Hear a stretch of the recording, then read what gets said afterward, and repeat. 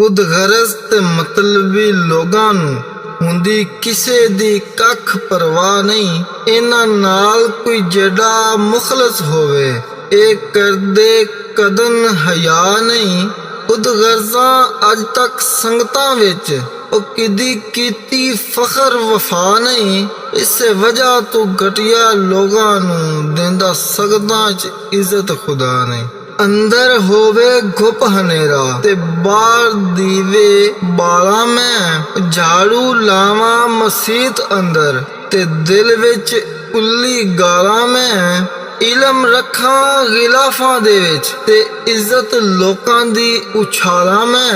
ओ पंज वेले दी टक्कर मारा ते मन विच बुगज नूं पाला मैं। ओ बेईमानी विच दिन लंघाए ते सो के गुजारे कई साला मैं। ओ दसो केड़ी कीती कमाई ते फसिया फरेबी चाला मैं।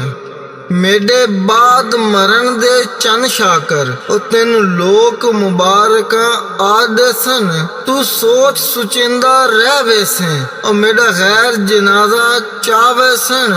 ओ लावारत समझ के लाश मेरी लोग मैनू दफनावे सन। पिछे याद करे से की फायदा ओ जदा मांस मकोड़े खावे सन। ते लोए लोए भर लै कुड़िए जे तुद भांडा भरना।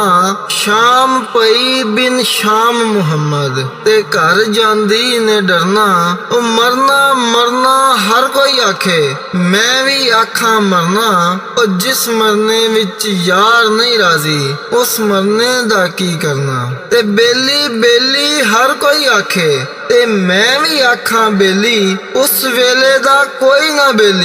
ओ जदों निकले जान अकेली ओ रब्बा तू बेली ते सब जग बेली। अनबेली भी बेली ओ सजना बाज मुहम्मद बख्शा सुंजी पई जे हवेली।